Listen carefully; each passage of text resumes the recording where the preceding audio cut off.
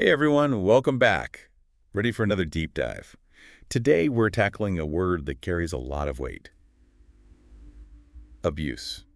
It's a word we hear a lot, but really understanding all its different shades of meaning, well, that can be powerful. And that's exactly what we're going to do today. We're going to break it down, look at how it's used in real life, even take a little trip back in time to see where it came from. Oh, and don't forget, we've got a pretty striking visual representation to help really solidify the concept. Right. So first things first, let's get to the definition. Our sources define abuse as harmful, unfair, or incorrect treatment and misuse that causes damage. Yeah. Yeah, I think what really jumps out at me there is that idea of misuse leading to damage. Hmm. I mean, that's what makes it different from just making a mistake? Yeah. It's about intentionally using something in a way that causes harm. That's a really good point. It's about intent. Okay, so let's see this in action, right? Let's jump into some real-world examples. Our first sentence is, the children were placed in a safe home after being victims of abuse. Oh, this is a tough one, but an important one. This example, sadly, highlights child abuse. It's a situation where someone who should be a protector, like a parent or a guardian, ends up inflicting harm on a child, a vulnerable child. Absolutely. It's a heartbreaking reality, and it underscores why understanding abuse is so crucial. Okay, let's move on to the next sentence. He was arrested for the abuse of power while in office. This one points to a different type of abuse of power. It happens when someone in a position of authority uses their power for personal gain, or to actually harm others. Exactly. And this kind of abuse can be really insidious because it often involves manipulating systems and trust. Yeah. Okay, one last example. Drug abuse can lead to severe health problems over time. Right. This one brings us to substance abuse. It's the misuse of drugs or alcohol, and unfortunately, it can have a devastating impact on a person's physical and mental well-being. These examples really show how abuse can manifest in so many different ways. And I think it's really important to remember that it's not always physical.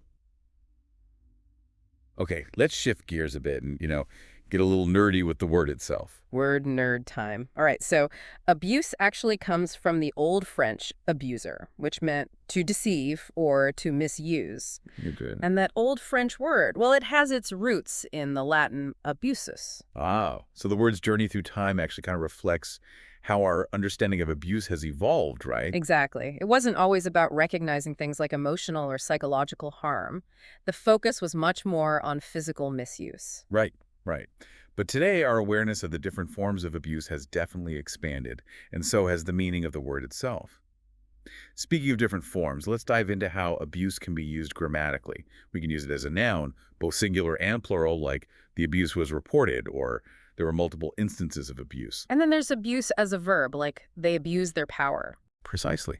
And to really round things out, we have abusive as an adjective, think an abusive relationship, and abusively as an adverb, such as they spoke abusively to their staff. It's like having a whole toolkit to talk about this complex issue, which is so important. Couldn't agree more. Okay. Our source material also gives us some fixed collocations, which are basically phrases where words just naturally go together. Like peanut butter and jelly. Exactly. So for abuse, we have child abuse, drug abuse, emotional abuse, physical abuse, abuse of power, and abuse of authority. Yeah, these combinations are really powerful because they highlight the specific ways that abuse can show up. I mean, child abuse paints a very different picture than, say, abuse of authority, right? Absolutely. Okay, ready for the grand finale? Hit me with it. All right, imagine this. A shadowy figure looming over a smaller, clearly frightened person with a broken object lying in the background. Whoa, that's a powerful image. And it really gets to the heart of what abuse is all about. You've got the power imbalance represented by the figures, the fear, and then that broken object. It really symbolizes the damage that abuse leaves behind. It's a stark reminder of how serious this issue is. So there we have it. We've really explored abuse from all angles. Its definition, its history, its different forms, and even how it can be visually represented. And hopefully now you're walking away with a much deeper understanding of abuse in all its complexities. And with that deeper understanding, you're better equipped to recognize it, address it, and maybe even help prevent it. So that's it for our deep dive today. But before you go, think about this. How can this knowledge empower you to make a difference, in your own life and in your community? That's a great question to ponder. Thanks for joining us on this deep dive, and we'll see you next time. See you later.